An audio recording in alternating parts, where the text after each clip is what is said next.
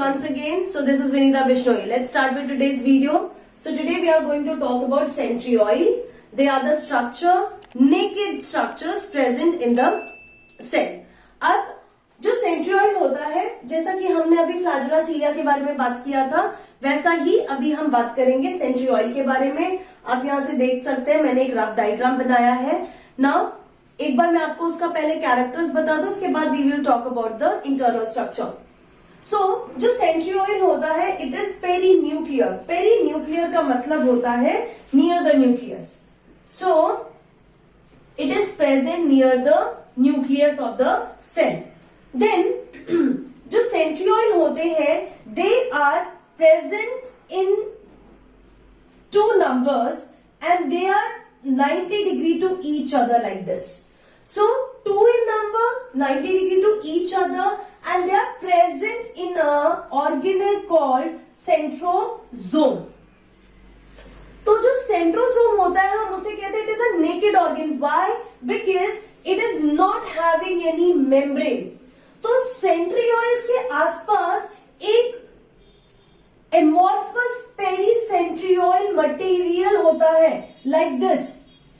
You will find that इस तरीके से dense material will be present around these two centrioles which are 90 degree to each other.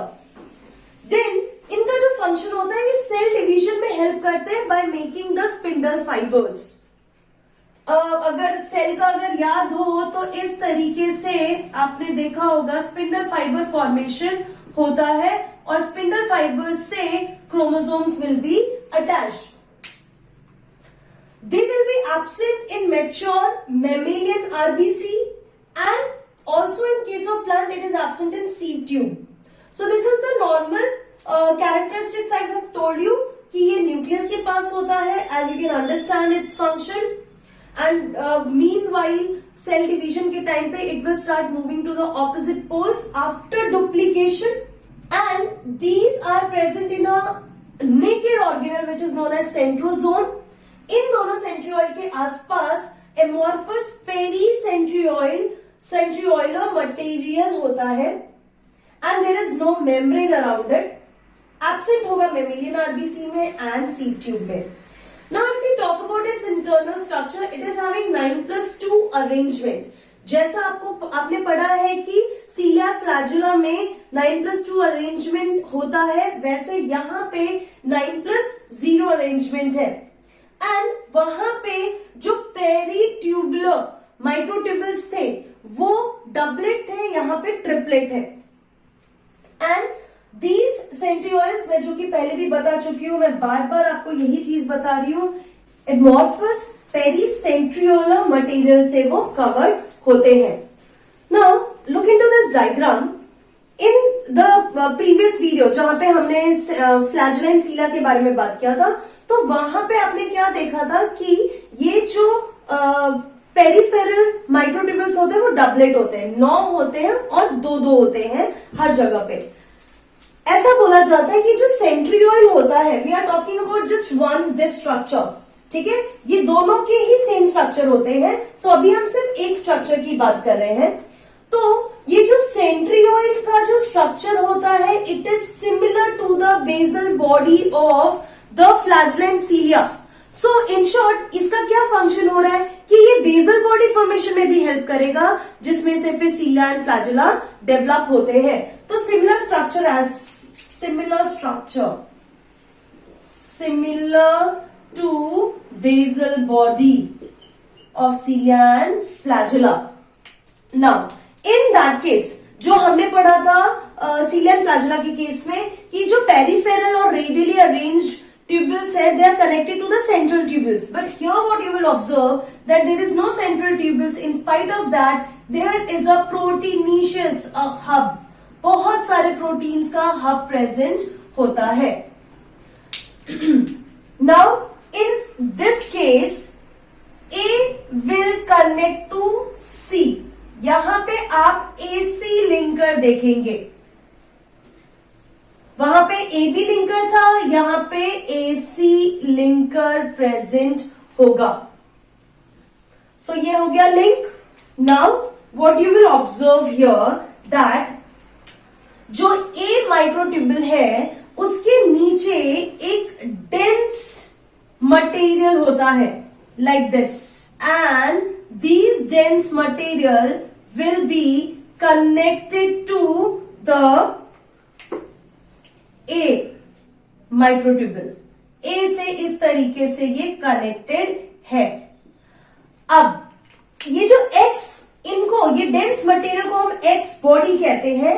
In X body के बीच बीच में यहां पे there is another dense material present, जो मैं blue colour से ड्रॉ कर रही हूं.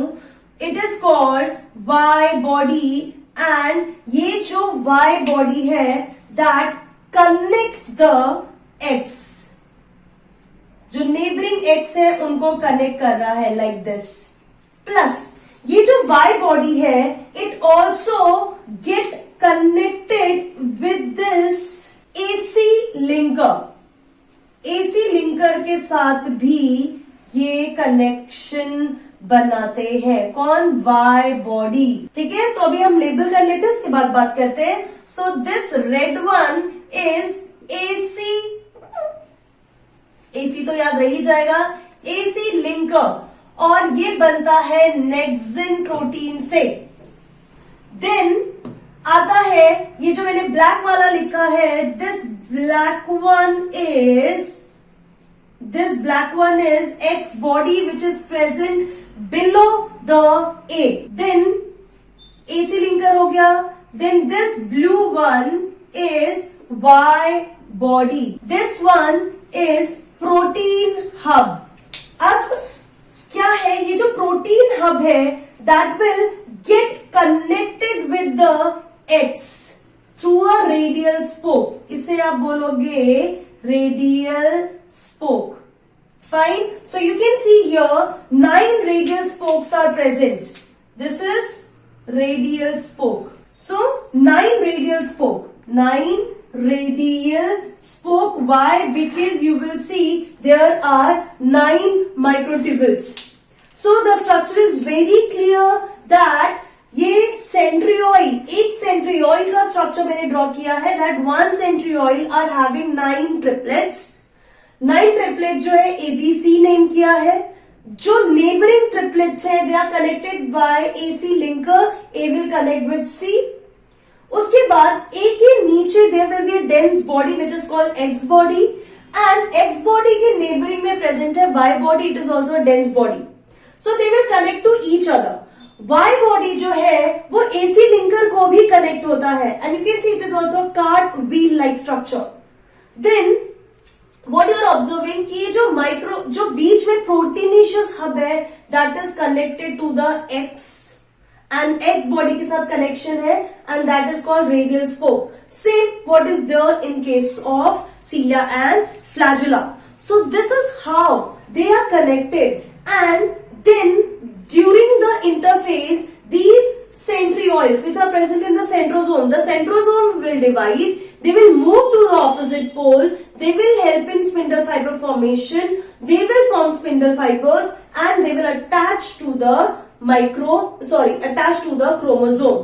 So this is the structure of centriole. और ये जो यहाँ पे माइक्रोट्यूब्यूल्स है ऑब्वियसली ट्यूबुलिन प्रोटीन से प्रेजेंट है, से बने हैं. और जो ट्यूबुलिन प्रोटीन है वो 2 टाइप के हैं, अल्फा एंड बीटा.